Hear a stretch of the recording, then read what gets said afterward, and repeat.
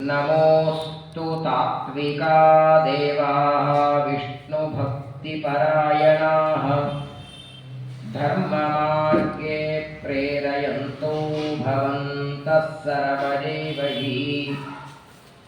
यस्वानुभावमखिलश्रुतिसारमेकम् अध्यात्मदीपमतितितिर्षतां तमोऽन्धम् संसारिणां करुणयाः पुराणगुह्यं तं व्याससूनुमुपयामि गुरुं मुनीनां वक्रतुण्डमहाकाय सूर्यकोटिसमप्रभ निर्विघ्नं कुरु मे देव सर्वकार्येषु सर्वदा आपादमौलिपर्यन्तं गुरूणामाकृतिं स्मरेत् तेन विघ्नाः प्रणश्यन्ति सिद्ध्यन्ति च मनोरथाः।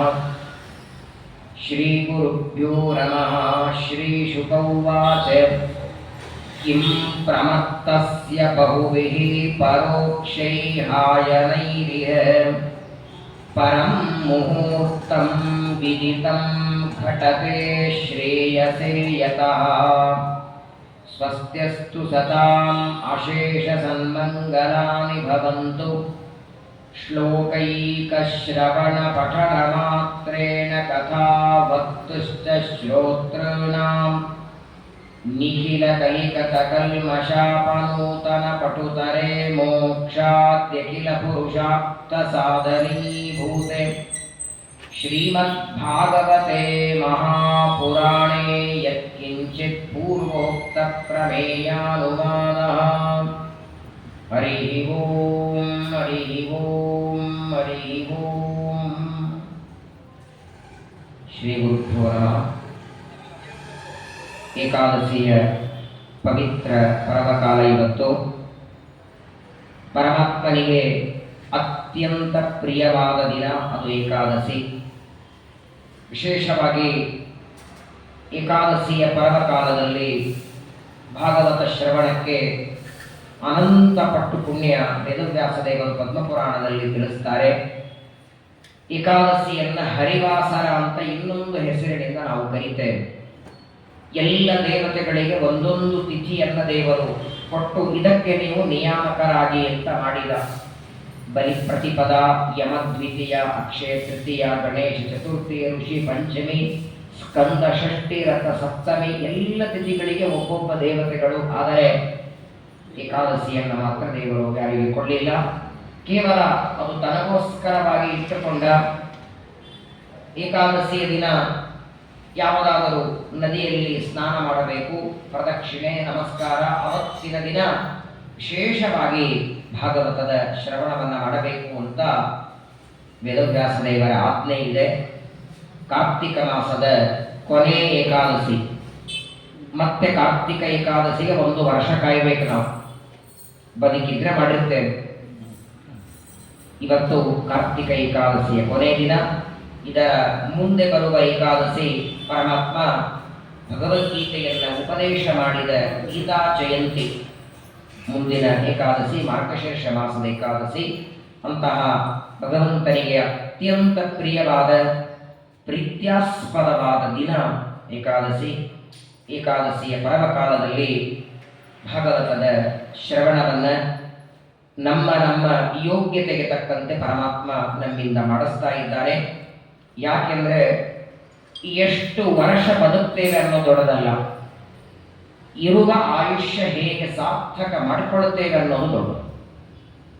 120 ವರ್ಷ ಸುದೀರ್ಘ ಜೀವನ ಮಾಡಿ ಪಾಠ ಪ್ರವಚನ ಇಲ್ಲದೆ ಬದುಕೋದಕ್ಕಿಂತ ಸಂಸಾರೇಸ್ಮಿನ್ ಕ್ಷಣಾರ್ಥೋಪಿ ಸತ್ಸಂಗೋ ಶೈವದಿಂದ್ರಣ. ಆಯುಷ್ಯ ಅಲ್ಪವಾದರೂ ಇರುವ ಆಯುಷ್ಯ ಸಾರ್ಥಕವಾಗ್ತಿದ್ರೆ, ಭಾಗವತಾದಿ ಗ್ರಂಥಗಳ ಶ್ರವಣಕ್ಕೆ ಉಪಯೋಗವಾದರೆ ಅದಕ್ಕಿಂತ ದೊಡ್ಡ ಸಂಪತ್ತು ಇನ್ನೊಂದಿಲ್ಲ. ವಿಶೇಷವಾಗಿ ತನ್ನ ಆಯುಷ್ಯದ ಕೊನೆ ಭಾಗದಲ್ಲಿ ರಾಜ್ಯವನ್ನು ತೊರೆದು ಗಂಗಾನದಿಗೆ ಬಂದಿದ್ದಾರೆ ಪರೀಕ್ಷಿತ ರಾಜರು, ಪಾಂಡವರ ಮೊಮ್ಮಗ. ಕೇವಲ ತನಗೆ ಇರುವ 7 ದಿನದಲ್ಲಿ ಭಾಗವತ ಶ್ರವಣ ಮಾಡಿ ಉದ್ಧಾರ ಹೊಂದಬೇಕು ಅಂತ ಬಂದಿದ್ದಾರೆ. ಆ ಪರೀಕ್ಷಿತ ರಾಜರಿಗೆ ಉಪದೇಶ ಮಾಡುವುದಕ್ಕೆ ಮನೋನಿಯಾಮಕರಾದ ಪರಮಾತ್ಮನ ಒಂದು ರೂಪದಲ್ಲಿ ಭಗವಂತನ ಮೊಮ್ಮಕ್ಕಳು, ಒಂದು ರೂಪದಲ್ಲಿ ಭಗವಂತನ ಮಕ್ಕಳು ಹೌದು. ಬ್ರಹ್ಮದೇವರ ಮಕ್ಕಳು ರುದ್ರದೇವರು ಪರಮಾತ್ಮನಿಗೆ ಮೊಮ್ಮಗಾಗಬೇಕು, ಆದರೆ ಈಗ ವೇದವ್ಯಾಸ ರೂಪದಲ್ಲಿ ಮಗನಾಗಿ ಪಡೆದಿದ್ದಾರೆ. ಅಂತಹ ರುದ್ರದೇವರ ಅವತಾರರಾದ ಶುಕಾಚಾರ್ಯರು ಪರೀಕ್ಷಿತ ರಾಜನಿಗೆ ಮೊದಲು ಆತ್ಮಧೈರ್ಯ ಕೊಡುತ್ತಾರೆ. 7 ದಿನ ಆಯುಷ್ಯ ಇದೆ, ಆ 7 ದಿನದಲ್ಲಿ ಮೋಕ್ಷಕ್ಕೆ ಬೇಕಾಗುವ ಸಾಧನೆ ನನ್ನಿಂದ ಆಗತ್ತಾ? ಇನ್ನೊಂದು ವಾರ ಅಥವಾ 15 ದಿನ ಮುಂಚೆ ನನಗೆ ಮರಣದ ವಾರ್ತೆ ಗೊತ್ತಾಗಬೇಕಾಗಿತ್ತು ಅಂತ ಪರೀಕ್ಷಿತರು ದುಃಖ ಪಡ್ತಾರೆ. ಶುಕಾಚಾರ್ಯರಂತಾರೆ, ದುಃಖ ಪಡಬೇಡ. ಕಿಂ ಪ್ರಮತ್ತಸ್ಯ ಬಹುಭಿಃ ಪರೋಕ್ಷೈಃ ಹಾಯನೈರಿಹ.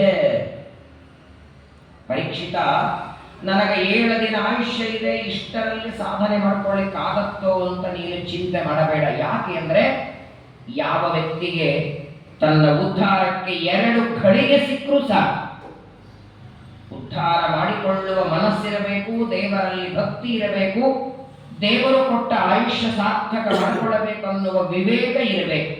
ಅಂತಹ ವ್ಯಕ್ತಿಗೆ 7 ದಿನವೂ ಬೇಕಾಗಿಲ್ಲ, 1 ಮುಹೂರ್ತ ಆಯುಷ್ಯ ಇದ್ರೂ ಅವನು ಸಾರ್ಥಕ ಮಾಡಿಕೊಳ್ತಾನೆ. ಎಷ್ಟು ವರ್ಷ ಇರ್ತೇವೆ ಅನ್ನೋ ಮಹತ್ವದ್ದಲ್ಲ. ಯಾಕೆ ಅಂದ್ರೆ 100 ವರ್ಷ ಜೀವನ ಮಾಡಿ 1 ದಿನವೂ ಭಗವಂತನ ಆರಾಧನೆ ಇಲ್ಲದೆ ಬದುಕೋದಕ್ಕಿಂತ ಅತ್ಯಲ್ಪ ಆಯುಷ್ಯದಲ್ಲಿಯೂ ದೇವರ ಪ್ರೀತಿಯಾಗುವ ಕಾರ್ಯವನ್ನ ಮಾಡಿ ಉದ್ಧಾರ ಹೊಂದಬಹುದು. ನಿನಗೆ ವಿಶ್ವಾಸ ಇಲ್ಲಲ್ಲ, ಅದಕ್ಕಾಗಿ ನಿನಗೆ ಸೂರ್ಯವಂಶದಲ್ಲಿ ಬರುವ ಖಟ್ವಾಂಗರ ಕಥೆ ಹೇಳ್ತೇನೆ ಅಂತ ಖಟ್ವಾಂಗರೆಂಬ ರಾಜ ದೇವ ದಾನವರ ಯುದ್ಧದಲ್ಲಿ ದೇವತೆಗಳಿಗೆ ಸಹಾಯಕ್ಕೆ ಹೋಗ್ತಾನೆ. ಆಗ ದೇವತೆಗಳೆಲ್ಲ ಏನಾದರೂ ವರ ಬೇಡಿಕೊಳ್ತಾರೆ. ಶ್ರೀಮದಾಚಾರ್ಯರು ಮಹಾಭಾರತ ತಾತ್ಪರ್ಯಗಳ 17ನೇ ಅಧ್ಯಾಯದಲ್ಲಿ ಒಂದು ಮಾತಾಡ್ತಾರೆ, ನದೇವ ತೋಷಣಂ ವ್ರತ. ದೇವತೆಗಳನ್ನು ಸಂತೋಷಪಡಿಸಿದ್ದು, ದೇವತೆಗಳ ಪರಮಾತ್ಮನ ಪ್ರೀತಿಗಾಗಿ ಮಾಡಿದ ಕರ್ಮ ಅದು ಅತ್ಯಲ್ಪವಾದರೂ ವ್ಯರ್ಥ ಹೋಗೋದಿಲ್ಲ. ನಾನು ಜಪವೇ ಮಾಡಲಿ, ಪಾರಾಯಣ ಮಾಡಲಿ, ಪ್ರದಕ್ಷಿಣೆ ಹಾಕಲಿ, ಅಥವಾ ದೇವರ ಪಾತ್ರೆ ತಿಕ್ಕಲಿ, ದೇವರ ಮನೆ ಕಸ ಹೊಡೆಯಲಿ, ಏನಪ್ಪ ದೇವರು ನನಗೇನು ಕೊಡಲಿಲ್ಲ ಅಂತ ವೇಸ್ಟ್ ಆಗೋದಿಲ್ಲ. ಅತ್ಯಲ್ಪ ಕರ್ಪವಾದರೂ ಮಹಾಫಲವನ್ನು ಕೊಡ್ತಾರೆ. ಗೀತೆಯಲ್ಲಿ ಪರಮಾತ್ಮ ನೇಹ ವಿಕ್ರಮನಾಶೋಸ್ತಿ ಪ್ರತ್ಯವಾಯೋ ನ ವಿದ್ಯತೆ ಸ್ವಲ್ಪಮಪ್ಯಸ್ಯ ಧರ್ಮಸ್ಯ ತ್ರಾಯತೆ ಮಹತೋ ಭಯ. ಹಾಗಾಗಿ ದೇವರ ಆರಾಧನೆಗೆ ನಮ್ಮ ಆಯುಷ್ಯ ಎಷ್ಟು ಮೀಸಲಿಡುತ್ತೇವೆ, ಎಷ್ಟೊತ್ತು ನಮ್ಮ ಮನಸ್ಸು ದೇವರಲ್ಲಿ ಇರುತ್ತೋ ಅದು ನಿಜವಾದ ನಮ್ಮ ಬದುಕು ಅಂತಾರೆ. ದೇವರಿಗೆ ಉಪಯೋಗವಾದದ, ದೇವರಲ್ಲಿ ನೆಲೆಗೊಳಿಸದೇ ಇರುವ ಮನಸ್ಸು ಇದ್ದು ಲಾಭ ಇಲ್ಲ. ಅದಕ್ಕಾಗೇನೆ ಖಟ್ವಾಂಗ ರಾಜನಿಗೆ ಆಯುಷ್ಯ ಎಷ್ಟು ಅಂತ ಕೇಳಿದಾಗ 1 ಮುಹೂರ್ತ ಮಾತ್ರ ಆಯುಷ್ಯವನ್ನ, ಕೇವಲ 48 ನಿಮಿಷ ಮೊದಲು ತನ್ನ ಆಯುಷ್ಯವನ್ನ ತಿಳಿದುಕೊಂಡು ಖಟ್ವಾಂಗ ರಾಜ ಭಗವಂತನಲ್ಲಿ ಮನಸ್ಸನ್ನ ಇಟ್ಟು ದೇಹವನ್ನ ಬಿಟ್ಟು ಸದ್ಗತಿ ಹೊಂದಿದ. ಪರೀಕ್ಷಿತ ಕೇವಲ 1 ಮುಹೂರ್ತ ಮೊದಲು ಆಯುಷ್ಯವನ್ನ ತಿಳಿದುಕೊಂಡು ಖಟ್ವಾಂಗ ರಾಜ ಉದ್ಧಾರನಾದ. ನಿನಗಂತೂ 7 ದಿನ ಇದೆ. ತವಾಸೇತರ್ಹಿ ಸೌರವ್ಯ ಸಪ್ತಾಹಂ ಜೀವಿತಾವಧಿ. ಹಾಗಾಗಿ ನೀನು ಮೊದಲು ಮನಸ್ಸಿನಲ್ಲಿರುವ ಕಳವಳ, ಭಯ ಅದನ್ನು ಹೊರಗೆ ಹಾಕುವಂತ.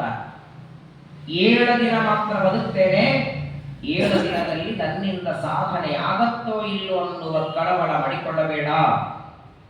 ನಿನ್ನ ಮನಸ್ಸಿನಲ್ಲಿ ಭಗವಂತನ ರೂಪದ ಚಿಂತನವನ್ನು ನೀನು ಮಾಡುವಂತ ಮೊದಲು ಖಟ್ವಾಂಗ ರಾಜನ ಕಥೆಯನ್ನ ಹೇಳಿ ಪರೀಕ್ಷಿತನ ಮನಸ್ಸಿನಲ್ಲಿರುವ ಭಯವನ್ನ ಶುಕಾಚಾರ್ಯರು ದೂರ ಮಾಡ್ತಾರೆ. ಅನಂತರದಲ್ಲಿ ತನಗೆ ಇರುವ ಆಯುಷ್ಯದೊಳಗೆ ಮರಣಕಾಲ ಸಮೀಪಕ್ಕೆ ಬಂದಾಗ ಏನು ಮಾಡಬೇಕು, ಬಹಳ ಮಹತ್ವದ ಉಪದೇಶ ಇದೆಲ್ಲ. ಶ್ರೀಮದ್ ಭಾಗವತದಲ್ಲೇನೆ ಅತ್ಯಂತ ಕಠಿಣವಾದ ವಿಚಾರಗಳು.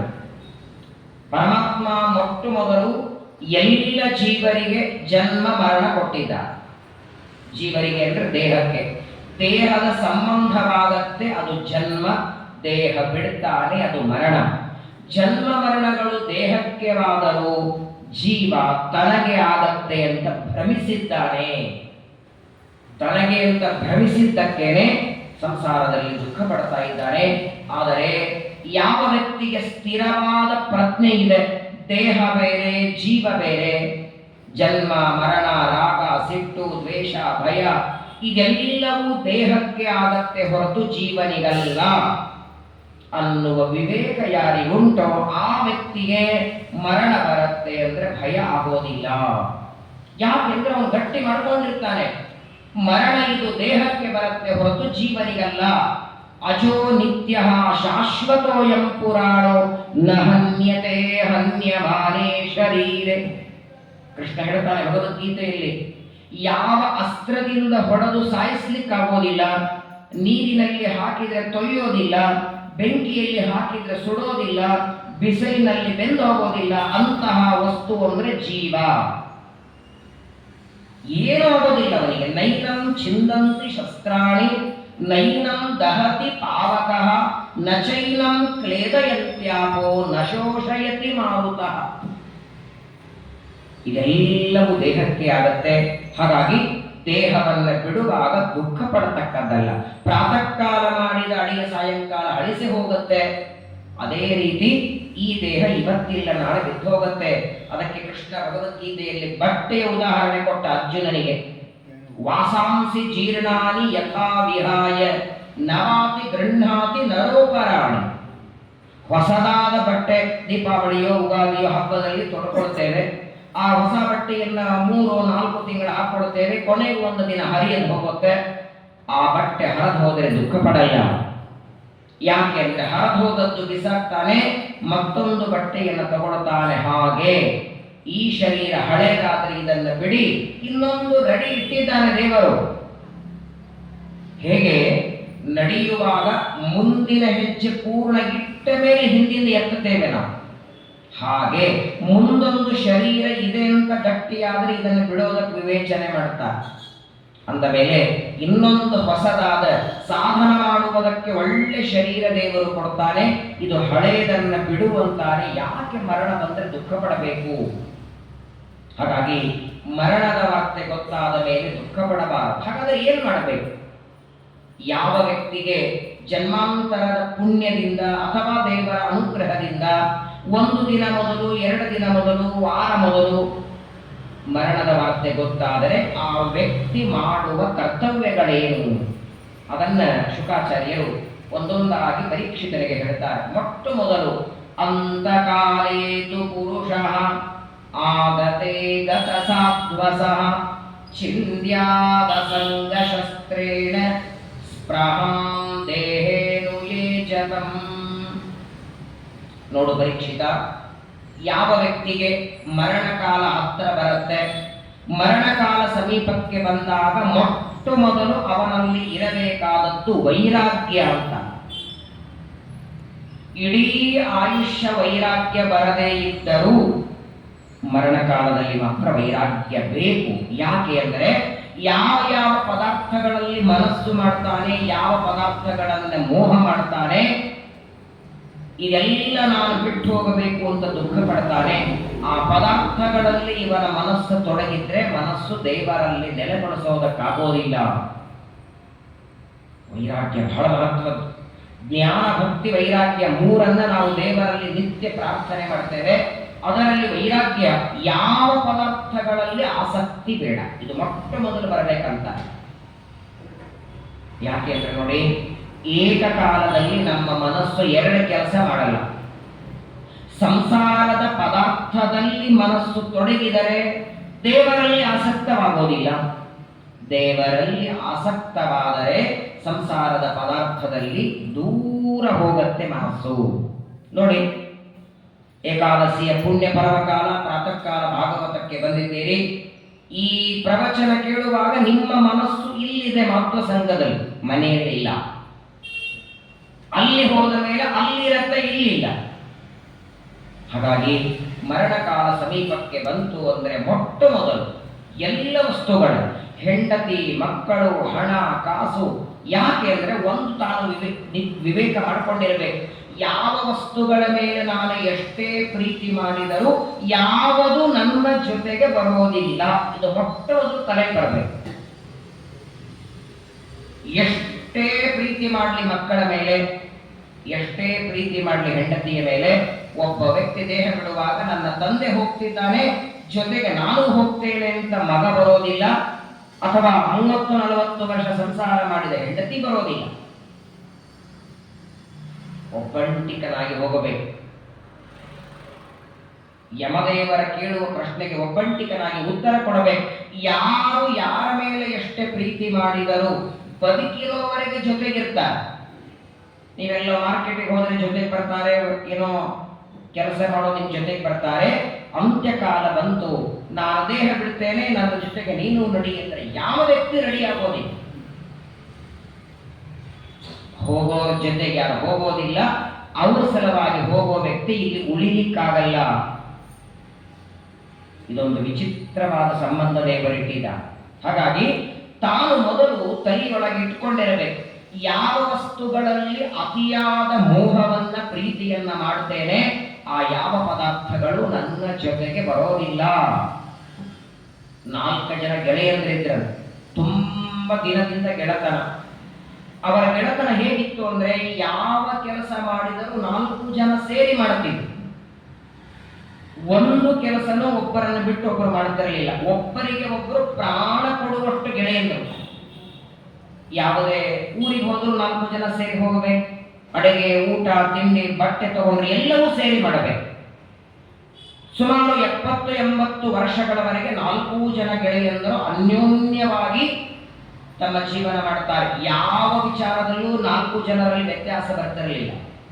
ಆದರೆ ಆ 4 ಜನರಲ್ಲಿ ಒಬ್ಬ ಗೆಳೆಯನಿಗೆ ಹಾರ್ಟ್ ಅಟ್ಯಾಕ್ ಆಗಿ ಇನ್ನೊಂದು 2 ದಿನದಲ್ಲಿ ಸಾಯ್ತಾನೆ ಅಂತ ಡಾಕ್ಟರ್ ಅಂತಾರೆ. ಆಗ ಅವರು ತನ್ನ 3 ಜನರಿಗೆ ಹೇಳ್ತಾನೆ, ಇವತ್ತಿನವರೆಗೆ ನನ್ನ ಜೊತೆಗೆ ನೀವೆಲ್ಲ ಇದ್ರಿ, ಬಟ್ಟೆ ತಗೊಳ್ಳುವಾಗ ಜೊತೆಗಿದ್ರಿ, ಊಟ ಮಾಡುವಾಗ ಜೊತೆಗಿದ್ರಿ, ಇನ್ನೊಂದು 2 ದಿನದಲ್ಲಿ ನಾನು ದೇಹ ಬಿಡ್ತೇನೆ, ನೀವು ನನ್ನ ಜೊತೆಗೆ ಬರೋದಕ್ಕೆ ರೆಡಿಯಾಗಿ. ಆಗ 3 ಜನ ಹೇಳ್ತಾರೆ, ಬರ್ತೇವೆ. ಎಲ್ಲಿವರೆಗೆ? ಒಬ್ಬವನು ಹೇಳ್ತಾನೆ, ಸ್ಮಶಾನದವರೆಗೆ ಬರ್ತೇನೆ. ಇನ್ನೊಬ್ಬವನು ಹೇಳ್ತಾನೆ, ನಿನ್ನ ಅಸ್ಥಿಗಳನ್ನ ಗಂಗೆಯಲ್ಲಿ ಹಾಕೋವರೆಗೆ ಬರ್ತೇನೆ. 3ನೇಯವನು ಅಂತಾನೆ, ನಿನ್ನ ವರ್ಷಶ್ರಾದ್ದ ಆಗುವವರೆಗೆ ನಿನ್ ಜೊತೆಗೆ ಇರ್ತೇನೆ. ಎಷ್ಟೇ ಹೇಳಿದರೆ ಹೊರತು ದೇಹ ಬಿಟ್ಟು ನಿನ್ ಜೊತೆಗೆ ಬರ್ತೇನೆ ಅಲ್ಲಿಲ್ಲ. ಅನಾದಿ ಕಾಲದಿಂದ ಪ್ರೀತಿ ಮಾಡುವ ವ್ಯಕ್ತಿ ದೇವರೊಬ್ಬನೇ. ಆದರೆ ನಮ್ಮ ದುರ್ದೈವ ನೋಡಿ, ಯಾವನು ಹತ್ತಿರದಲ್ಲಿದ್ದಾನೆ, ಜೊತೆಗಿದ್ದಾನೆ, ಕರೆದಾಗ ಬರ್ತಾನೆ, ಬಿದ್ದಾಗ ಎಬ್ಬಿಸ್ತಾನೆ, ಅತ್ತಾಗ ಕಣ್ಣೊರೆಸ್ತಾನೆ, ಹಸದಾಗ ತುತ್ತಾಕ್ತಾನೆ, ಸದೈವ ನಮ್ಮ ಜೊತೆಗೆ 24 ಗಂಟೆ ಇದ್ದು ರಕ್ಷಣೆ ಮಾಡ್ತಾರೆ, ಅವನನ್ನು ಮರೆತಿದ್ದೇವೆ ನಾವು.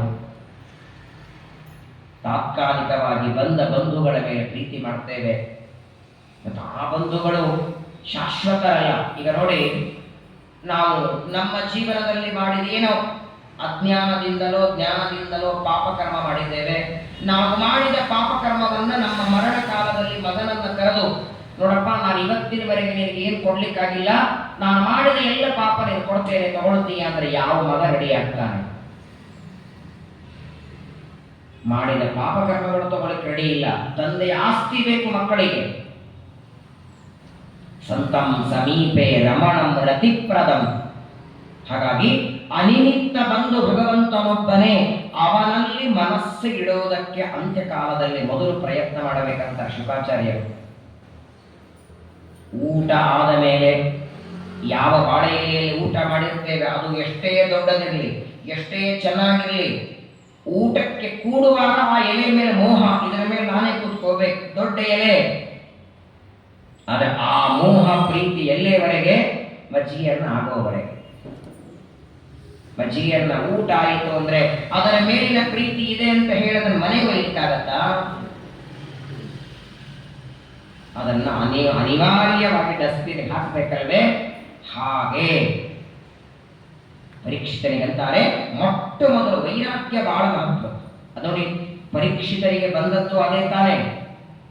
ಶಮೀಕ ಋಷಿಗಳ ಮಗನಾದ ಶೃಂಗಿ ಶಾಪ ಕೊಡುವ ಮರುಕ್ಷಣದಲ್ಲಿ ಸಂಪೂರ್ಣ ರಾಜ್ಯವನ್ನ ಮಕ್ಕಳಿಗೆ ಒಪ್ಪಿಸಿ ಬಂದುಬಿಟ್ಟ. ಛಿಂದ್ಯಾದ ಸಂಘಶಸ್ತ್ರೇಣ. ಒಂದು ಪ್ರಶ್ನೆ ಕೇಳ್ತಾರೆ ಪರೀಕ್ಷಿತರು, ಸ್ವಾಮಿ ಶುಕಾಚಾರ್ಯರೇ, ಅಂತ್ಯಕಾಲ ಸಮೀಪಕ್ಕೆ ಬಂತು ಅಂದ್ರೆ ವೈರಾಗ್ಯ ಬರಬೇಕಂದ್ರೆ ಬರೋದು ಹೇಗೆ ಅಂತ ಕೇಳುತ್ತಾ. ಮನುಷ್ಯನಿಗೆ ಜ್ಞಾನ, ಭಕ್ತಿ, ವೈರಾಗ್ಯ ಮೂರಲ್ಲಿ ಜ್ಞಾನ ಬರಬಹುದು. ಏನೋ ಗುರುಗಳ ಸಮಾಗಮ ಆದರೆ, ತೀರ್ಥಯಾತ್ರೆನೋ ಏನೋ ಮಾಡಿ ಜ್ಞಾನ ಪಡಿತಾರೆ. ಭಕ್ತಿನೂ ಕೆಲವು ಸಲ ಬರಬಹುದು. ಜ್ಞಾನ ಭಕ್ತಿಗಳನ್ನ ಪ್ರಯತ್ನ ಮಾಡಿ ಸಂಪಾದನೆ ಮಾಡಬಹುದು. ವೈರಾಗ್ಯ ತುಂಬಾ ಕಷ್ಟ ಅಂತಾನೆ.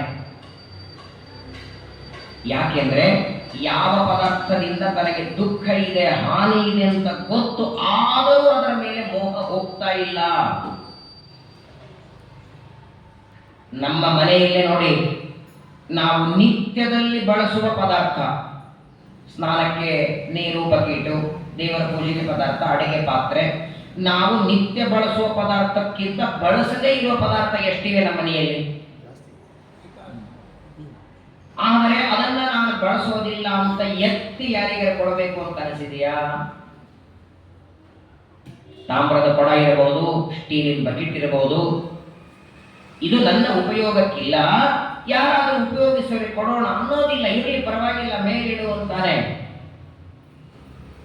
ವಿಚಿತ್ರ ಎಲ್ಲಿವರೆಗಂದ್ರೆ ಪದಾರ್ಥಗಳು ಪಾತ್ರೆಗಳ ಮೇಲಲ್ಲ, ಅತ್ಯಂತ ಸಣ್ಣದು ಈ ಹಾಲಿನ ಪಾಕೆಟ್ ತಂದು ಆ ಹಾಲು ಕಾಯಿಸಿದ ಮೇಲೆ ಪಾಕೆಟ್ನು ಕೆಲವರು ಒಗೆಯೋದಿಲ್ಲ ತಿಪ್ಪಿಗೆ, ಅದನ್ನು ಒಂದ್ ಕಡೆ ಜಮಾ ಮಾಡಿಟ್ಟಿರ್ತಾರೆ. ಅದನ್ನ ಹಾಕಿದ್ರೆ ಏನೋ ದುಡ್ಡು ಬರುತ್ತೆ. ಈ ಪರಿಯ ವ್ಯಾಮೋಹ ಇದ್ರೆ ವೈರಾಗ್ಯ ಬರೋದು ಯಾವಾಗ ಅಂತಾರೆ.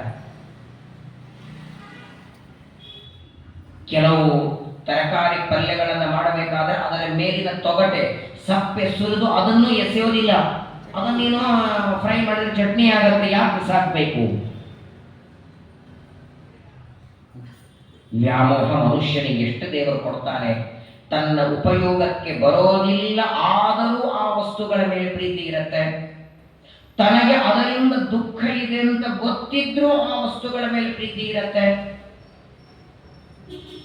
ಹಾಗಾಗಿ ಏನಾಗುತ್ತಂದ್ರೆ ಮನಸ್ಸು ಸಂಸಾರದ ಪದಾರ್ಥಗಳಲ್ಲಿ ತೊಡಗಿ ಬಿಡುತ್ತದೆ. ಹಗಲೂ ರಾತ್ರಿ ಅದನ್ನೇ ಆಲೋಚನೆ ಮಾಡ್ತಾನೆ, ಅದರದೇ ಚಿಂತೆ ಮಾಡ್ತಾನೆ. ದೇವರಲ್ಲಿ ಮನಸ್ಸಿಡೋದಕ್ಕಾಗೋದಿಲ್ಲ. ಹಾಗಾಗಿ ಮೊಟ್ಟ ಮೊದಲು ಇವತ್ತಿಲ್ಲ ನಾಳೆ ದೇಹ ಬಿಡಬೇಕು, ನನ್ನ ಜೊತೆಗೆ ಬರೋದು ಯಾವುದಲ್ಲ, ನನ್ನ ಮನಸ್ಸು ಸ್ಥಿರವಾಗಿ ದೇವರಲ್ಲಿ ನಿಲ್ಲಬೇಕು ಅಂತ ಆದರೆ ಮೊಟ್ಟ ಮೊದಲು ವೈರಾಗ್ಯ ಬೇಕು ಅಂತ. ಅದನ್ನ ನಿಮಗೆ ನೋಡಿ, ಎಲ್ಲ ಸಂಸಾರದ ಪದಾರ್ಥಗಳಲ್ಲಿ ವೈರಾಗ್ಯ ಬರಬೇಕಾದರೆ ಅತೀ ಸರಳವಾದ ಉಪಾಯ ಏನು ಗೊತ್ತಾ? ಸಂಸಾರದ ಪದಾರ್ಥದಲ್ಲಿ ಆಸಕ್ತವಾದ ಮನಸ್ಸು ದೇವರಲ್ಲಿ ನೆಲೆಗೊಳಿಸೋದಕ್ಕೆ ಅತ್ಯಂತ ಸರಳ ಉಪಾಯ. ಮರಣಕಾಲ ಸಮೀಪಕ್ಕೆ ಬಂತು ಅಂದ್ರೆ ಮನೆ ಬಿಟ್ಟು ಯಾವುದಾದ್ರೂ ತೀರ್ಥಯಾತ್ರೆಗೆ ಹೊರಡಿ. ಮನೆಯಲ್ಲಿ ಇದ್ರೆ ತಾನೇ ಆ ಪದಾರ್ಥಗಳಲ್ಲಿ ವ್ಯಾಮೋಹ. ಮನೆಯಲ್ಲಿ ಮರಣ ಬರ್ತಿದ್ರೆ ಸಾಯುವಾಗ ನಾನು ಬಳಸೋ ಫ್ಯಾನು, ನಾನು ಬಳಸಿದ ಲೈಟು, ನಾನು ಬಳಸಿದ ಬಕೀಟು, ನಾನು ಬಳಸಿದ ತಟ್ಟೆ ಖಾಲಿ ಅಂತ ನೋಡಿ ದುಃಖ ಪಡ್ತಾನೆ. ಮರಣಕಾಲ ಸಮೀಪಕ್ಕೆ ಬಂತು, ಯಾವುದಾದರೂ ತೀರ್ಥಕ್ಷೇತ್ರಕ್ಕೆ ಬನ್ನಿ. ಗ್ರಹ ಪ್ರವ್ರಜಿತೋ ಧೀರ ಪುಣ್ಯತೀರ್ಥ ಜಲಪ್ಲುತಃ ಶುಚೌ ವಿವಿಕ್ತ ಆಸೀನೋ ವಿಧಿವತ್ ಕಲ್ಪಿತಾಸನೆ. ಬಹಳ ಮಹತ್ವದ ಮಾತು ಹೇಳ್ತಾರೆ ಶುಕಾಚಾರ್ಯರು. ಪ್ರಾಯ ಎಲ್ಲರ ಜೀವನದಲ್ಲಿ ಬರುವ ದೊಡ್ಡ ಹಬ್ಬ ಅಂದ್ರೆ ಮರಣ. ಅದೊಂದು ಅವಭೃತ ಸ್ನಾನ ಅಂತೆ. ಜೀವನವೆಂಬ ಯಜ್ಞದ ದೊಡ್ಡ ಸ್ನಾನ. ಅದನ್ನ ಮನೆಯಲ್ಲಿ ಮಾಡತಕ್ಕದ್ದಲ್ಲ. ಹಾಗಾಗೇನೆ ಸೂರ್ಯವಂಶದ, ಚಂದ್ರವಂಶದ ಯಾವುದೇ ರಾಜನ ಕಥೆ ಕೇಳಿ, ಮರಣ ಬರೋವರೆಗೆ ರಾಜ್ಯದಲ್ಲಿ ಇರ್ತಾ ಇರಲಿಲ್ಲ. ಅವರು ಮಕ್ಕಳಿಗೆ ಜವಾಬ್ದಾರಿಯನ್ನು ಕೊಟ್ಟು ತಮ್ಮ ಮಕ್ಕಳಿಗೆ ರಾಜ್ಯ ಒಪ್ಪಿಸಿ, ತಮಗೆ ದೇಹದಲ್ಲಿ ಶಕ್ತಿ ಇರುವಾಗಲೇ ಮನೆ ಬಿಟ್ಟು ವಾನಪ್ರಸ್ಥಕ್ಕೆ ಬರೋರು. ಕೊನೆ ಕಾಲವನ್ನ ಅರಣ್ಯದಲ್ಲಿ ಕಳೆದು ಅಲ್ಲೇನೆ ತಮ್ಮ ದೇಹವನ್ನು ಬಿಡ್ತಾ ಇದ್ರು. ಗ್ರಹ ಪ್ರವ್ರಜಿತೋ ಧೀರ. ಎಲ್ಲಿವರೆಗೆ ಮರಣ ಬರುತ್ತೆ ಅಂತ ಗೊತ್ತಾದ ಮೇಲೆ ಮನೆ ಬಿಟ್ಟು ತೀರ್ಥಕ್ಷೇತ್ರಕ್ಕೆ ಹೋಗೋದಿಲ್ಲ, ಅಲ್ಲಿವರೆಗೆ ಮನೆಯಲ್ಲಿರುವ ಪದಾರ್ಥಗಳಲ್ಲಿ ಆಸಕ್ತಿ ಕಡಿಮೆ ಆಗೋದಿಲ್ಲ ಇವನಿಗೆ. ಅದೇ ಪದಾರ್ಥಗಳ ಚಿಂತನೆ ಮಾಡ್ತಾ ಇರ್ತಾನೆ. ಹಾಗಾಗಿ ಇಂದ್ರಿಯಗಳನ್ನು ಗೆಲ್ಲಬೇಕು, ಜ್ಞಾನೇಂದ್ರಿಯ 5, ಕರ್ಮೇಂದ್ರಿಯ 5, ಮನಸ್ಸು 11. ಈ 11 ಇಂದ್ರಿಯಗಳನ್ನ ದೇವರಲ್ಲಿ ನೆಲೆಗೊಳಿಸಬೇಕು ಅಂತಾದರೆ ಇರೋದು ಒಂದೇ ಉಪಾಯ. ಮಹತ್ವದ್ದಿದೆ. ಎಲ್ಲಿಯವರೆಗೆ ನಮ್ಮ ಇಂದ್ರಿಯಗಳು ನಮ್ಮ ವಶ ಆಗೋದಿಲ್ಲ, ನಮ್ಮ ಇಂದ್ರಿಯಗಳು ನಮ್ಮ ಅಧೀನವಾಗೋದಿಲ್ಲ, ಅಲ್ಲಿಯವರೆಗೆ ಸಾಧನೆ ಇಲ್ಲ. ಹಾಗಾಗಿ ಸಾಧನೆ ಮಾಡುವ ಸಾಧಕನ ಮೊದಲನೇ ಮೆಟ್ಟಲು ಅಂದ್ರೆ ಇಂದ್ರಿಯಗಳ ನಿಗ್ರಹ. ಇನ್ನೂ ನೋಡಬೇಕು ಅಂತ ಕಣ್ಣಿಗೆ ಆಸೆ. ಪ್ರಾಯ ಈ ಪ್ರವಚನ ಕೂತವರೆಲ್ಲ 40-45 ಮೇಲವರೇ ಇದ್ದೀವಿ ನಾವು. 40, 50, 60. ಇವತ್ತಿಗೂ ಸಾಕು ಇಷ್ಟು ಪದಾರ್ಥ ನಾನು ನೋಡಿದ್ದೇನೆ, ಇನ್ನ ಮೇಲೆ ನೋಡೋದು ಬೇಡ ಅಂತ ಕಣ್ಣಿಗನಿಸಿದೆಯಾ? ಅದೇ ಹರಟೆ ಕೇಳಿ ಕೇಳಿ ಸಾಕಾಗಿದೆ, ಇನ್ನು ಕೇಳೋದು ಬೇಡ ಅಂತ ಕಿವಿಗನಿಸಿದೆಯಾ? ಅದೇ ಜಾಂಗೀರು ಅದೇ ಜಿಲೇಬಿ ತಿಂದು ಸಾಕಾಗಿದೆ, ಇನ್ನು ವೈರಾಗ್ಯದಿಂದ ಇರೋಣ ಅಂತ ನಾಲ್ಗೆ ಅನಿಸಿದೆಯಾ? ಇಂದ್ರಿಯಗಳಿಗೆ ವಿಷಯಗಳನ್ನ ಕೊಟ್ಟು ಕೊಟ್ಟು ಕೊಟ್ಟು ನಾವೇ ಹಾಳು ಮಾಡಿದ್ದೇವೆ. ಆದರೆ ಆ ವಿಷಯಗಳ ಭೋಗ ಮಾಡಿ ಮಾಡಿ ಸಾಕು, ಇನ್ನು ಮೇಲೆ ವಿಷಯಗಳ ಭೋಗ ಬೇಡ ಅಂತ ವೈರಾಗ್ಯ ಬಂದಿಲ್ಲ. 80 ಇನ್ನೂ ಚಕ್ಲಿ ತಿನ್ಬೇಕು ಅಂತ ಆಸೆ, ಇನ್ನೂ ನೋಡಬೇಕು ಅಂತ ಆಸೆ. ನೋಡಿ, ವೈರಾಗ್ಯ ಬರಲಿ ಅಂತ ದೇವರು ಕಣ್ಣಿನ ಮೇಲೆ ಪರದೆ ತರ್ತಾನೆ. ಕಣ್ಣಿನ ಆಪರೇಷನ್ ಬಂದ್ರೆ ಕಣ್ಣಿನ ಮೇಲೆ ಪರದೆ ಏನು ಆಪರೇಷನ್ ಬಂತು, ಈಗಲಾದರೂ ನೋಡೋದನ್ನ ಬಿಡ್ತಾನೆ ಅಂದ್ರೆ ಇಲ್ಲ. ಅದಕ್ಕೆ ಅಪೋಸಿಟ್ ಆಗಿ ಆಪರೇಷನ್ ಮಾಡಿ ಕನ್ನಡಕ ಹಾಕೊಂಡಾದ್ರೂ ನಾನು ನೋಡುತ್ತೇನೆ. ನಮಗೆ ವೈರಾಗ್ಯ ಬರಲಿ ಅಂತ ದೇವರು ಇದನ್ನ ಮಾಡಿದ್ದು. ಕಣ್ಣಿನ ಆಪರೇಷನ್ ಆಗಲಿ ಅಥವಾ ಕಿವಿ ಕೇಳಿಸದೇ ಇದ್ದಂಗಾಗಲಿ, ಇದೆಲ್ಲ ದೇವರು ಮಾಡುವುದು ನಮ್ಮ ಮೇಲಿನ ದ್ವೇಷದಿಂದ ಅಲ್ಲ. ಈಗಲಾದರೂ ಬರಲಿ ಇವನಿಗೆ ವೈರಾಗ್ಯ. ಇಷ್ಟು ದಿನಗಳವರೆಗೆ ಅವರಿವರ ಮಾತುಗಳ ಕೇಳಿ ಕೇಳಿ ಕಿವಿ ಹಾಳು ಮಾಡಿಕೊಂಡಿದ್ದಾನೆ. ಇನ್ನು ಮೇಲೆ ಕೇಳೋದನ್ನ ನಿಲ್ಲಿಸಿದ್ರೆ ಸ್ವಲ್ಪ ಕಡಿಮೆ ಮಾಡುತ್ತಾನೆ ಅಂದ್ರೆ ಇಲ್ಲ, ಮತ್ತದಕ್ಕೊಂದು ಮಷೀನ್ ಹಾಕಿ ಎಷ್ಟು ನಮಗೆ ವೈರಾಗ್ಯ ಬರಲಿ ಅಂತ ದೇವರು ನಮಗೆಲ್ಲ ಕೂದಲು ಬೆಳ್ಳಗೆ ಮಾಡ್ತಾನೆ. ಇಂದ್ರಿಯಗಳ ಶಕ್ತಿ ಕಡಿಮೆ ಆಗತ್ತೆ, ವೈರಾಗ್ಯ ಮಾತ್ರ ಬರ್ತಾ ಇಲ್ಲ. ಯಾಕೆಂದ್ರೆ ಮೊದಲು ಮನಸ್ಸಿನ ಸ್ಥಿರತೆ ಇಲ್ಲ ಅಂತಾರೆ. ಮನಸ್ಸಿನ ಏಕಾಗ್ರತೆ ಇಲ್ಲ. ಅದು ಬರಬೇಕು ಅಂದ್ರೆ ಮನಸ್ಸು ಸ್ಥಿರವಾಗುವುದಕ್ಕೆ ಒಂದೇ ಉಪಾಯ, ಮನೆ ಬಿಟ್ಟು ನೀವು ತೀರ್ಥಕ್ಷೇತ್ರಕ್ಕೆ ಹೊರಡಿ. ನೋಡಿ, ಬೇಕಾದ್ರೆ ಬೆಂಗಳೂರಲ್ಲಿ ನಿಮ್ಮ ನಿಮ್ಮ ಮನೆಯಲ್ಲಿ ಇರುವಾಗ ನಿಮ್ಮ ಮನಸ್ಸಿನ ಪರಿಸ್ಥಿತಿ, ಮನಸ್ಸಿನ ಸ್ಥಿತಿ ಹೆಂಗಿರತ್ತೆ, ಯಾವುದೋ ದ್ವಾರಕನೋ ಹರಿದ್ವಾರನೋ ಬದರಿಕಾಶ್ರಮನೋ ಕ್ಷೇತ್ರಕ್ಕೆ ಹೋದಾಗ ನೀವೇ ಗಮನಿಸಿ ನಿಮ್ಮ ಮನಸ್ಸಿನ ಸ್ಥಿತಿ ಹೇಗಿರತ್ತೆ. ಮನೆಯಲ್ಲಿದ್ರೆ ಒಂದು ತರ ಗೊಂದಲ, ಏನೋ ಚಿಂತೆ, ಏನೋ ಕಳ್ಕೊಂಡಂತೆ ದುಃಖ. ಅದೇ ತೀರ್ಥಕ್ಷೇತ್ರಕ್ಕೆ ಹೋಗಿ ನೋಡಿ ಎಷ್ಟು ನಿರ್ಮಲವಾಗಿರುತ್ತೆ. ನದಿಯಲ್ಲಿ ಸ್ನಾನ, ಪರಮಾತ್ಮನ ದರ್ಶನ, ಅಲ್ಲಿರುವಂತಹ ಭಗವದ್ ರೂಪಗಳ ಚಿಂತನ.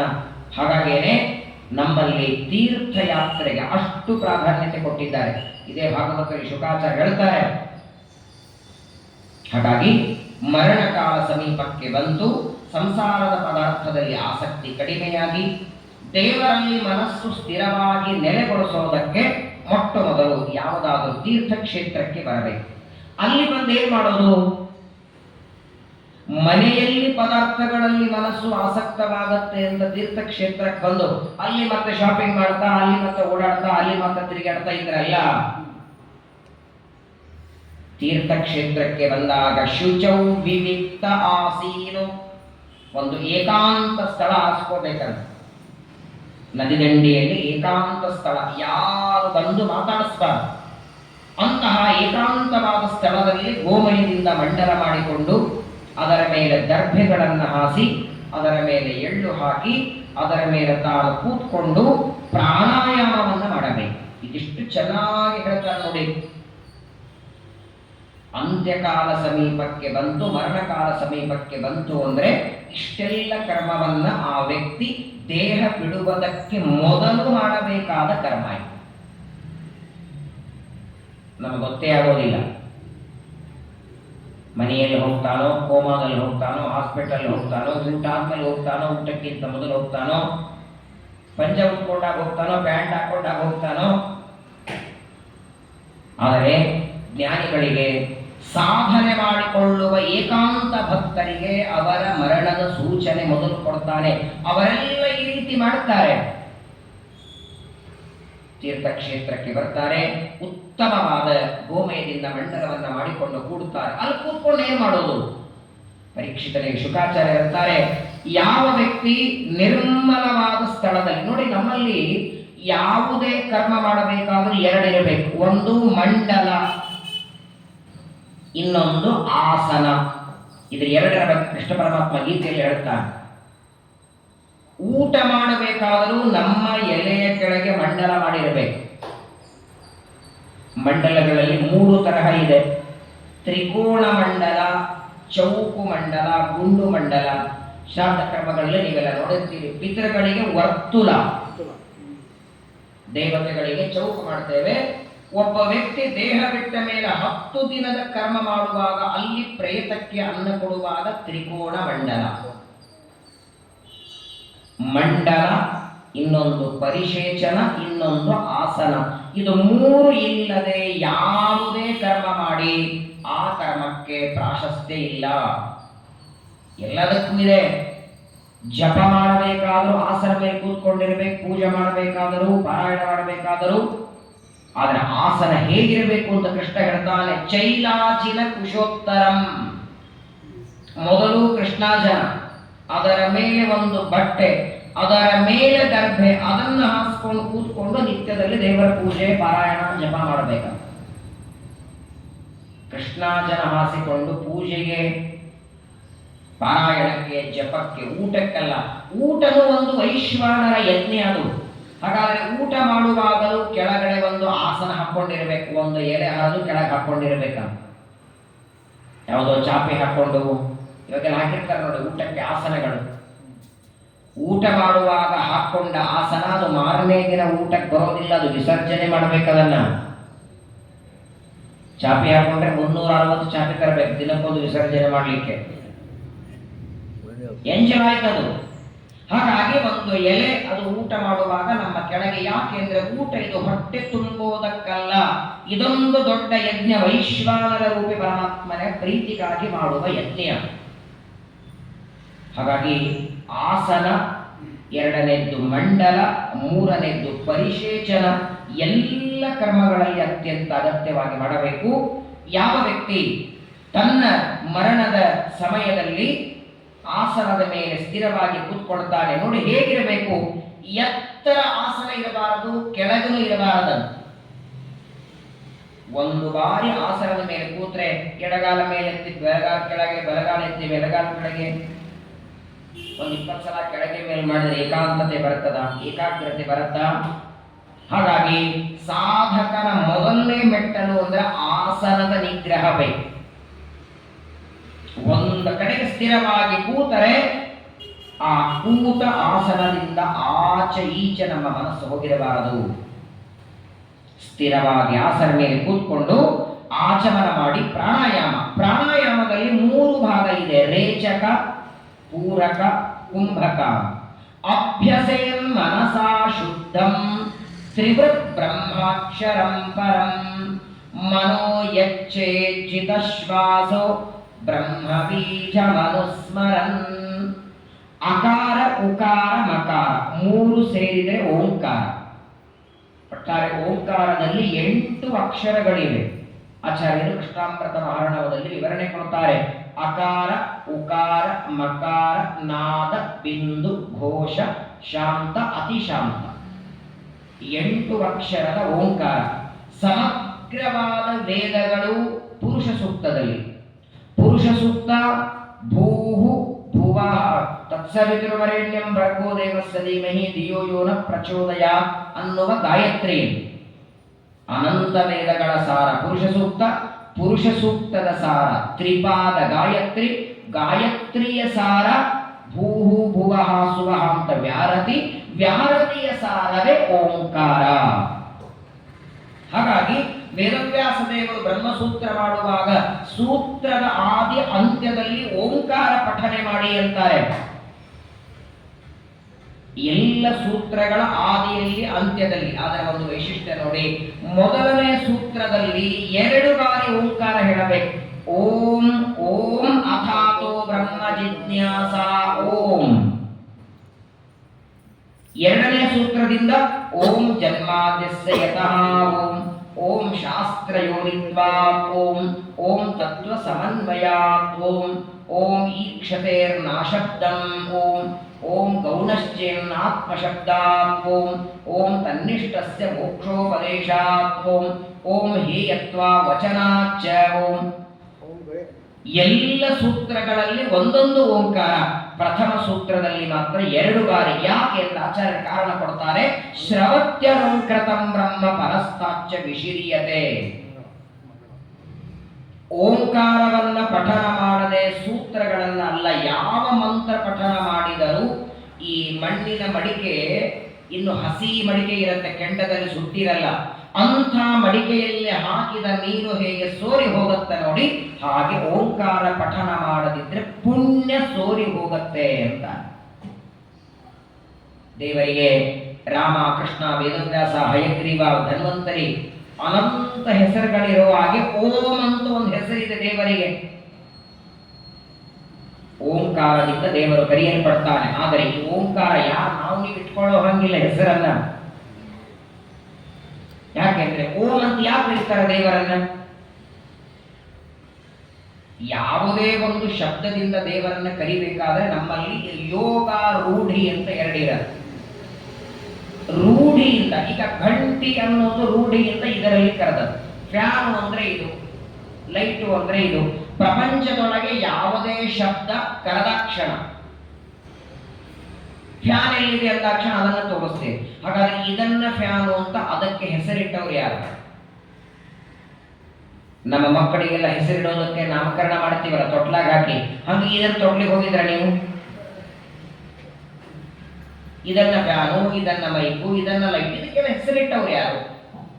ಇದನ್ನ ಇದೇ ಹೆಸರಿನಿಂದ ಕರಿಬೇಕು ಅಂತ ನಿಯಮ ಮಾಡಿದವರು ಯಾರು? ಇದನ್ನ ಮಾವಿನ ಮರ ಅನ್ನಿ, ಇದನ್ನ ಬೇವಿನ ಮರ ಅನ್ನಿ, ಇದನ್ನ ಮಾವಿನ ಹಣ್ಣು ಅನ್ನಿ.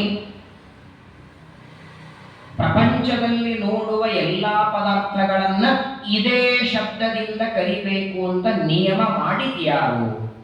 ಯಾಕೆ ಇದನ್ನ ನೋಡಿ ನಾನು ಮೊಬೈಲ್ ಅಂತ ಯಾಕೆ ಕರಿಬಾರದು? ಇದನ್ನ ನೋಡಿ ಮೈಕ್ ಅಂತ ಯಾಕೆ ಕರಿಬಾರದು? ಇದನ್ನ ನನ್ನ ಮೈಕ್ ಅಂದ್ರೆ ಆಚೆ ಮೈಕ್ ಅಲ್ಲ, ಇದು ಗಂಟೆ. ಹಾಗಾದ್ರೆ ಇದನ್ನ ಗಂಟೆ ಅಂತ ನಿಮ್ ತಲೆಗೆ ಫಿಟ್ ಆಯ್ತು ಹೆಂಗೆ? ಇದನ್ನ ಗಂಟೆ ಅಂತ ಹೆಸರಿಟ್ಟವರು ಯಾರು? ಅಸ್ಮಾತ್ ಪದ ಅಯಮರ್ಥೋ ಬೋದ್ಧವ್ಯ ಇದು ಈಶ್ವರೇಚ್ಛ ಸಂಕೇತ ಶಕ್ತಿ. ಇದನ್ನ ಮಾವು, ಇದನ್ನ ಬೇವು, ಇದು ಪದಾರ್ಥ, ಇದು ಕುರ್ಚಿ, ಇದು ಲೈಟು, ಇದು ಫ್ಯಾನು, ಇದು ಈ ಶಬ್ದದಿಂದ ಕರೆಯಲ್ಪಡಲಿ ಅಂತ ದೇವರ ಇಚ್ಛಾ, ಭಗವಂತನ ಸಂಕಲ್ಪ. ಅದರ ಹೊರತಾಗಿ ಬೇರೆ ಏನಿಲ್ಲ. ಆದರೆ ನೋಡಿ, ರೂಢಿಯಿಂದ ಒಂದು ಪದಾರ್ಥ ಕರಿಬಹುದು, ಯೋಗದಿಂದ ಕರಿಬೇಕಾದರೆ, ಯೋಗ ಅಂದ್ರೆ ಏನು? ಅವಯವ ವೃತ್ತಿಯಿಂದ ಹೇಳುವುದು ಯೋಗ. ಈಗ ಉದಾಹರಣೆಗೆ ಪಂಕಜ ಅಂತ ಶಬ್ದ ಇದೆ. ಪಂಕಜ ಅನ್ನುವ ಶಬ್ದ ಕಮಲ ಅಂತ ಅರ್ಥ. ಕಮಲ ಪುಷ್ಪಕ್ಕೆ ಪಂಕಜ. ಯಾಕೆ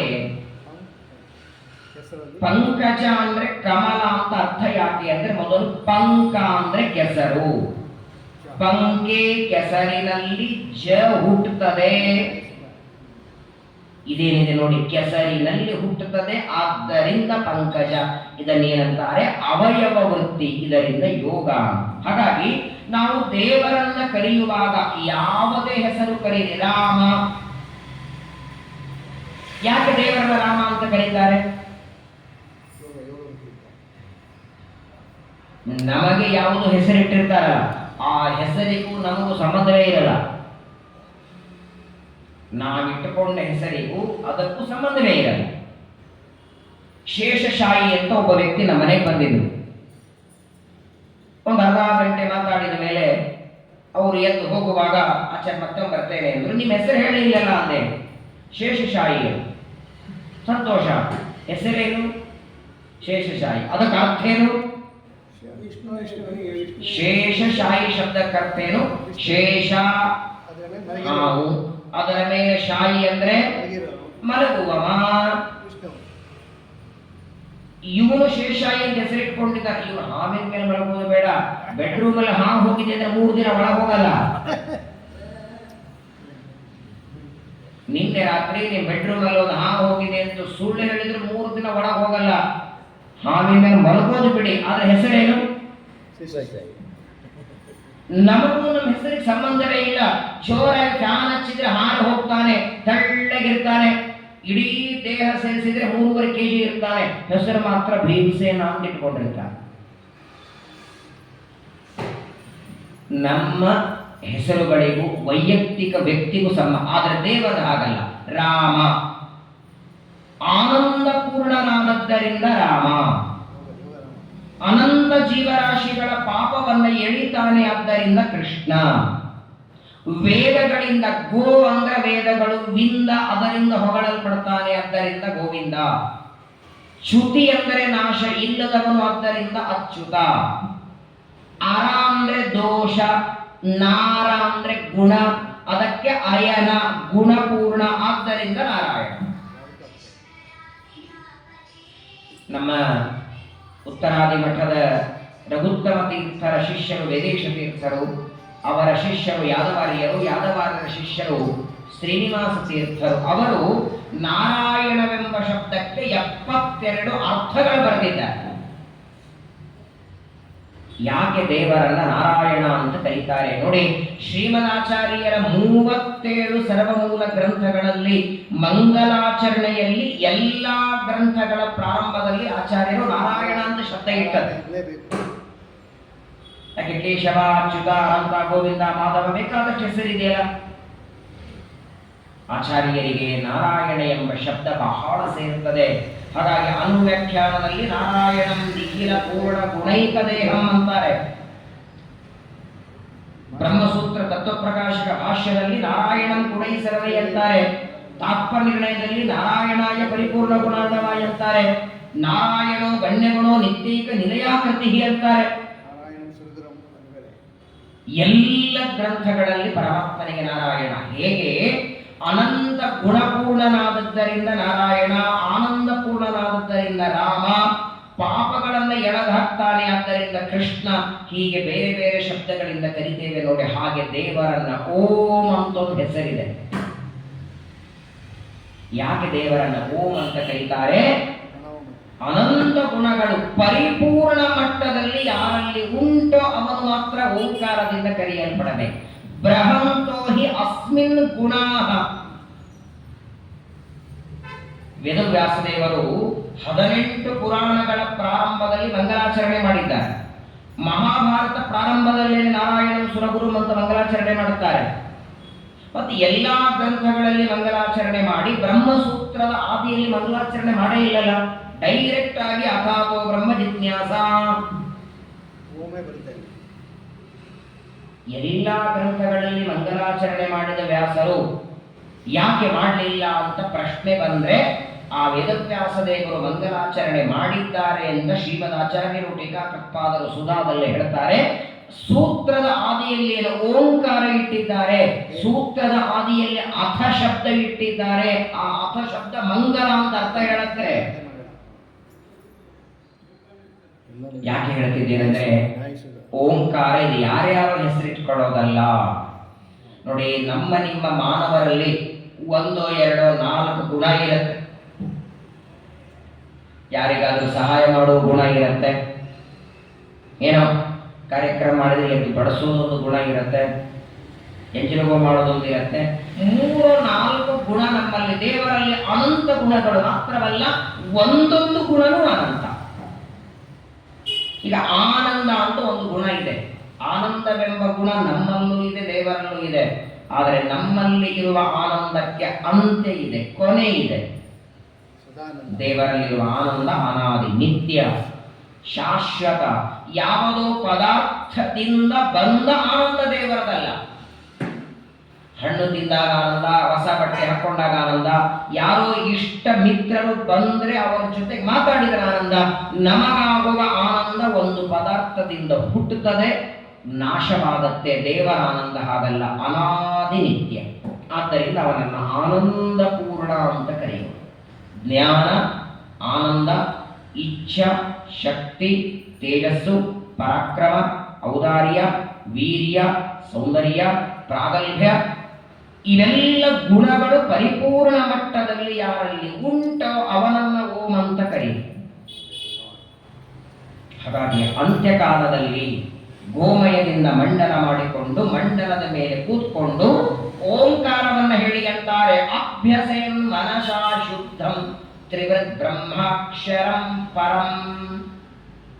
ಅಕಾರ ಉಕಾರ ಮಕಾರಗಳಿಂದ ಕೂಡಿದ ಓಂಕಾರವನ್ನ ಪಠನ ಮಾಡ್ತಾ ರೇಚಕ, ಪೂರಕ, ಕುಂಭಕ 3 ತರಹದ ಪ್ರಾಣಾಯಾಮ. ನೋಡಿ, ಹಿಂದಿನ ದ್ವಾಪರ ಯುಗದಲ್ಲಿ ಅಥವಾ ಕಲಿಯುಗದ ಪ್ರಾರಂಭದಲ್ಲಿ 100 ವರ್ಷ 1000 ವರ್ಷ ಋಷಿಮುನಿಗಳೆಲ್ಲ ಬದುಕ್ತಿದ್ರು ಅಂತ ನಾವು ಕಥೆ ಕೇಳ್ತೇವೆ. ಹೆಂಗ್ ಬದುಕ್ತಿದ್ರು ಅವರು?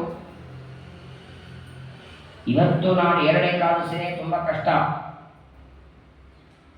ನಾವು 2ನೇ ಏಕಾದಶಿ ಸಾಯಂಕಾಲ ಪ್ರವಚನಕ್ಕೆ ಬಂದ್ರಿ ಅಂದ್ರೆ ಬರಲ್ಲ. ಅಕಸ್ಮಾತ್ ಏಕಾದಶಿ ಮಾಡಿದ್ರು ಬರಲ್ಲ, ಮಾಡದಿದ್ರು ಬರಲ್ಲ. ಯಾಕಂದ್ರೆ ಅಕಸ್ಮಾತ್ ಅವಲಕ್ಕಿ ತಿಂದ್ರು ಪ್ರವಚನ ಬಂದ್ರು ಮಾಡಿಲ್ಲ ಅಂತ ಗೊತ್ತಾಗುತ್ತಲ್ಲ. ಕೆಲವು ಬಾರಿ ಮಾಡದಿದ್ರು ಮಾಡೋ ಹೊರ ನಾಟಕ ಮಾಡಬೇಕಾಗತ್ತೆ. ಹಾಗಾದರೆ 1-2 ದಿನ ಅನ್ನ ಇಲ್ಲದೆ ಇರಲಿಕ್ಕಾಗೋದಿಲ್ಲ. 100 ವರ್ಷಗಳವರೆಗೆ ಅನ್ನ ನೀರಿಲ್ಲದೆ ಹಿಂದಿನ ಋಷಿಮುನಿಗಳೆಲ್ಲ ಯಾಕೆ ತಪಸ್ಸು ಮಾಡುತ್ತಿದ್ರು? ಓಂಕಾರದಿಂದ, ಪ್ರಾಣಾಯಾಮದಿಂದ ಮಾಡ್ತಿದ್ದರು. ಈ ಯೋಗಾಚಾರಗಳೆಲ್ಲ ನೋಡಿರ್ತೇವೆ. ಪ್ರಾಣಾಯಾಮದ ಮಹತ್ವ ಅನೇಕ ರಾಮದೇವ್ ಬಾಬಾ ಅನೇಕ ವಿಡಿಯೋಗಳೆಲ್ಲ ಬಂದಿದೆ ನೋಡಿ. ಪ್ರತಿನಿತ್ಯದಲ್ಲಿ ಪ್ರಾಣಾಯಾಮ ಒಂದು ಮಾಡುತ್ತಿದ್ರೆ ಡಾಕ್ಟರ್ ಹತ್ರ ಹೋಗುವ ಅವಶ್ಯಕತೆನೇ ಇಲ್ಲ. ಅಷ್ಟು ಸುದೃಢವಾಗಿ ಗಟ್ಟಿಯಾಗಿ ತನ್ನ ದೇಹವನ್ನು ಇಟ್ಕೊಳ್ಳಬಹುದು. ಹಾಗಾಗಿ ಪ್ರಾಣಾಯಾಮವನ್ನ ಮಾಡುವಾಗ ರೇಚಕ, ಪೂರಕ, ಕುಂಭಕ 3 ಮಾಡ್ತಾ ಪ್ರಾಣಾಯಾಮವನ್ನ ಮಾಡಿ. ಇದರಿಂದ ಏನಾಗತ್ತೆ ನೋಡಿ, ಪ್ರಾಣಾಯಾಮವನ್ನ ನೀವು ಚೆನ್ನಾಗಿ ಮಾಡ್ತಾ ಇದ್ರೆ ಆಗ ಮನಸ್ಸು ಬಾಹ್ಯವಾದ ಪದಾರ್ಥಗಳಲ್ಲಿ ಹೋಗೋದಿಲ್ಲ. ನಿಯಚ್ಛೇತ್ ವಿಷಯೋ ಯೋಕ್ಷ ಮನಸಾ ಬುದ್ಧಿ ಸಾರಥಿ ಮನಃಕರ್ಮಭಿರಾಕ್ಷಿಪ್ತಂ ಶುಭಾರ್ಥೇ ಧಾರಯೇದ್ಧಿಯಾ.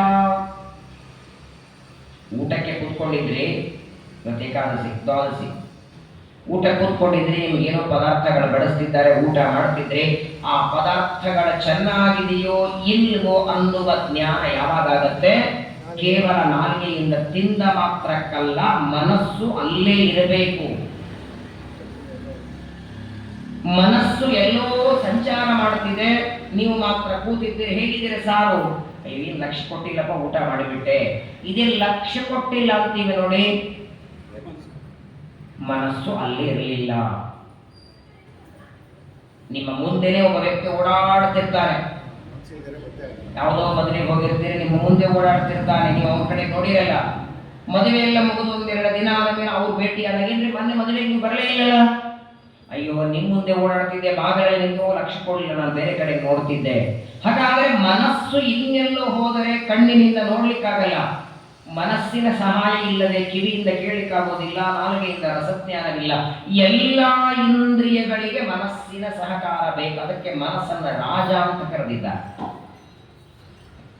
ಅದೊಂದು ವಶ ಆದರೆ ಸಾಕಂತೆ ನೋಡಿ. ಮನಸ್ಸು ಒಂದು ನಮ್ಮ ವಶವಾದರೆ ಜ್ಞಾನೇಂದ್ರಿಯ ಕರ್ಮೇಂದ್ರಿಯಗಳೆಲ್ಲ ನಮ್ಮ ವಶವಾಗಿ ಬಿಡತ್ತೆ. ಮನ ವಶವಾಗದು, ತನು ಮಡಿಯಾಗದು. ಎಲ್ಲಿವರೆಗೆ ನಮ್ಮ ಮನಸ್ಸು ಪದಾರ್ಥದಿಂದ ಹೊರಗೆ ಬಂದು ನಮ್ಮ ವಶವಾಗೋದಿಲ್ಲ, ಅಲ್ಲಿವರೆಗೆ ಏನು ಸ್ನಾನ ಮಾಡಿದ್ರು ಮಡಿಯಿಲ್ಲ. ಎಷ್ಟು ವಿಚಿತ್ರ ನೋಡಿ. ನಮ್ಮ ಶರೀರದೊಳಗೆ ದೇವರು ಎಷ್ಟು ಭದ್ರವಾಗಿ ಜ್ಞಾನೇಂದ್ರಿಯ ಕರ್ಮೇಂದ್ರಿಯ ಎಲ್ಲ ವ್ಯವಸ್ಥೆ ಮಾಡಿದ್ದಾನೆ. ಅದೆಲ್ಲದಕ್ಕೂ ನಿಯಾಮಕವಾಗಿ ಮನಸ್ಸನ್ನ ಇಟ್ಟಿದ್ದ. ಸಾಯಂಕಾಲ ಪ್ರವಚನಕ್ಕೆ ಬಂದವರಿಗೆಲ್ಲ ಕೇಳಿ, ಬೆಳಗ್ಗೆ ಯಾಕೆ ಬರಲಿಲ್ಲ? ಹೊರಟಿದ್ವಿ 10 ಗಂಟೆ ಪ್ರವಚನ ಅಂತ, ಸ್ನಾನ ಮಾಡಿ ದೇವರ ಪೂಜೆ ಮುಗಿಸ್ಕೊಂಡು ಇನ್ನೇನು ಹೊರಟಿದ್ವಿ. ಏನೋ ಒಂಥರ ತಲೆಶೂಲಿ ಆಯಿತು, ವಾಂತಿ ಬಂದಂಗಾಯಿತು. ಒಳಗಡೆ ಹೋಗಿ 5 ನಿಮಿಷ ವಿಶ್ರಾಂತಿ ಮಾಡೋಣ ಅಂತ ನಿದ್ದೆ ಹತ್ತು ಬಿಡ್ತು. ಇನ್ನೇನು 11 ಗಂಟೆ ಆಗಿದೆ, ಆಚಾರ ಮುಗಿಸಿರ್ತಾರೆ ಅಂತ ಬರಲಿಲ್ಲ. ಮನಯೇವ ಮನುಷ್ಯಾಣಾಂ ಕಾರಣಂ ಬಂಧ ಮೋಕ್ಷಯೋ. ಹಾಗಾಗಿ ಮೊಟ್ಟ ಮೊದಲು ಮನಸ್ಸಿನ ನಿಗ್ರಹ, ಮನಸ್ಸಿನ ಏಕಾಗ್ರತೆ ಎಲ್ಲಿವರೆಗೆ ಬರೋದಿಲ್ಲ, ಜ್ಞಾನೇಂದ್ರಿಯ ಕರ್ಮೇಂದ್ರಿಯಗಳು ವಶ ಆಗೋದಿಲ್ಲ. ಪ್ರವಚನ ನಡೀತಾ ಇದೆ, ಭಾಗವತ ಕೇಳ್ತಿದ್ದೀರಿ, ಈಗ ನಿಮ್ ಕಣ್ಣಲ್ಲಿ ಹೋಗುತ್ತೆ ಹೇಳಿ ಅಲ್ವಾ? ಸೆಕ್ರೆಟರಿ ಆಗಿ 11 ಗಂಟೆಗೆ ಬಂದ್ರು ಅಂತ ಅವ್ರ ಕಡೆ ಕಣ್ಣು ಹೋಗುತ್ತೆ.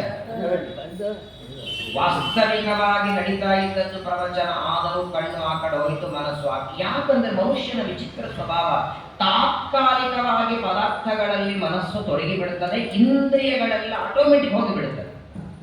ಪರಮಾತ್ಮನೇ ಆತರ ಮಾಡ್ತಾನಲ್ಲ ಮನಸ್ಸು. ಎಲ್ರಿಗೂ ಕೂತಿದ್ದೀರಿ, ನಾನು ಅನೇಕ ಸಲ ಹೇಳಿದ್ದೆ, ಹರಿದ್ವಾರ ಕಾಶಿ ಯಾತ್ರೆ ಹೋಗಿರ್ತೀರಿ, ಬದ್ರಿ ಯಾತ್ರೆ ಹೋಗಿರ್ತೀರಿ, ಅಲಕನಂದ ದಂಡೆಯಲ್ಲಿ ಸ್ನಾನ ಮಾಡಿ ಸಂಧ್ಯಾವಂದನೆ ಮಾಡ್ತಾ 2 ಬೆಳ್ಳಿ ಲೋಟ ಬೆಳ್ಳಿ ತಟ್ಟೆ ಮುಂದಿಟ್ಟುಕೊಂಡು ಕೂತಿರ್ತೀರಿ, ಕಣ್ಣು ಮುಚ್ಚಿರ್ತೀರಿ, 2 ನಿಮಿಷನೂ ಕಣ್ಣು ಮುಚ್ಚಲ್ಲ, ಪದೇ ಪದೇ ತೆಗಿತೀವಿ. ಯಾಕೆ? ಮನಸ್ಸು ದೇವರಲ್ಲಿಲ್ಲ. ನಿಜವಾಗಿ ಮನಸ್ಸು ದೇವರಲ್ಲಿ ಇಟ್ಟಿದ್ರೆ ನನ್ನ ಪದಾರ್ಥಗಳು ದೇವರು ರಕ್ಷಣೆ ಮಾಡ್ತಾನೆ ಅನ್ನೋ ವಿಶ್ವಾಸ ಇದ್ರೆ ನೀವು ಕಣ್ಣು ತೆಗೆಯುವ ಅವಶ್ಯಕತೆನೇ ಇಲ್ಲ. ಬೆಳ್ಳಿ ಲೋಟ ಬೆಳ್ಳಿ ಬಟಕ ಯಾರಾದರೂ ಆರಿಸ್ಕೊಂಡು ಹೋದ್ರೆ ಏನ್ ಮಾಡೋದು ಅಂತ ಅವುಗಳಲ್ಲಿ ಮನಸ್ಸು ಆಸಕ್ತವಾಗ್ತಿದೆ. ಅದರಲ್ಲಿ ಆಸಕ್ತವಾದದ್ದರಿಂದ ದೇವರಲ್ಲಿ ಮನಸ್ಸು ನೆಲೆಗೊಳಿಸಲಿಕ್ಕಾಗ್ತಿಲ್ಲ. ಹಾಗಾಗಿ ಮೊಟ್ಟ ಮೊದಲು ಮನಸ್ಸಿನ ನಿಗ್ರಹ, ಅದರಿಂದ ಇಂದ್ರಿಯಗಳ ನಿಗ್ರಹ. ಮನಸ್ಸು ಇಂದ್ರಿಯ ಎರಡೂ ನಮ್ಮ ವಶವಾದರೆ ಅನಂತರದಲ್ಲಿ ಭಗವಂತನ ಧ್ಯಾನ ಮಾಡಬೇಕು. ಇದು ಅಂತ್ಯಕಾಲದಲ್ಲಿ ಎಲ್ಲರೂ ಮಾಡಬೇಕಾದದ್ದು ಧ್ಯಾನ. ಪರೀಕ್ಷಿತರು ಕೇಳ್ತಾರೆ, ಧ್ಯಾನ ಅಂದ್ರೆ ಏನು? ಅದನ್ನು ಮನೆಯಾಗಿ ಕುತ್ಕೊಂಡು ಮಾಡೋದಾ? ಆ ಧ್ಯಾನದ ಕ್ರಮ ಏನು? ಯಾಕಂದ್ರೆ ಎಲ್ಲರಂತಾರೆ ಮೆಡಿಟೇಷನ್, ಧ್ಯಾನ ಮಾಡ್ತಿದ್ದಾರೆ, ಧ್ಯಾನ ಕೊಡಿ ಕುತ್ಕೊಂಡು ಧ್ಯಾನ ಆಗತ್ತಾ?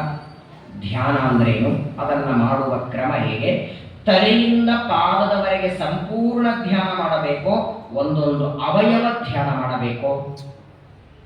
ಅದರ ವಿಚಾರವನ್ನ ಬಹಳ ಸುಂದರವಾಗಿ ಹೇಳ್ತಾರೆ ಟೀಕಾಕೃತ್ಪಾದರು ಶ್ರೀಮನ್ಯಾಯ ಸುಧಾದಲ್ಲಿ. ಧ್ಯಾನದ ಬಗ್ಗೆ ಎಷ್ಟು ವಿವರಣೆ ಕೊಡ್ತಾರೆ. ಆ ಸುಧಾ ಗ್ರಂಥದಲ್ಲಿ ಬರುವ ಕೆಲವು ಮಾತು, ಇಲ್ಲಿ ಬರುವ ಕೆಲವು ಮಾತುಗಳು ಧ್ಯಾನದ ಬಗ್ಗೆ, ಅದನ್ನ ಮಾಡುವ ಕ್ರಮ ಹೇಗೆ, ಯಾವ ರೂಪದ ಧ್ಯಾನ, ಅದನ್ನೆಲ್ಲ ಸಾಯಂಕಾಲದ ಉಪನ್ಯಾಸದಲ್ಲಿ ಶ್ರವಣ ಮಾಡೋಣ. ಅನೇಕ ಜನ ಬಂದಿಲ್ಲ, ಹಾಗಾಗಿ ಧ್ಯಾನದ ಬಗ್ಗೆ, ಧ್ಯಾನಕ್ಕಾಗಿ ಮೊದಲು ಏನೇನು ಇರಬೇಕು, ಏನೇನು ಸಲಕರಣೆಗಳನ್ನೆಲ್ಲ ನಾವು ಧ್ಯಾನಕ್ಕಾಗಿ ಮಾಡ್ಕೊಳ್ಬೇಕು, ಧ್ಯಾನದ ಅವಶ್ಯಕತೆ ಏನು, ಧ್ಯಾನಕ್ಕೆ ಏಕಾಗ್ರತೆ ಬರೋದು ಹೇಗೆ, ಅನೇಕ ವಿಚಾರಗಳನ್ನ ಪರಮಾತ್ಮ ಶುಕಾಚಾರ್ಯರು ತಿಳಿಸಿಕೊಡ್ತಾರೆ. ಸಾಯಂಕಾಲದ ಪ್ರವಚನದಲ್ಲಿ ಮತ್ತೆ ತಿಳಿಯೋಣ. ಭಾರತೀಯ ರಮಣ ಮತ್ತು ಪ್ರಾಣಾಂತರ್ಗತ ಶ್ರೀಕೃಷ್ಣ.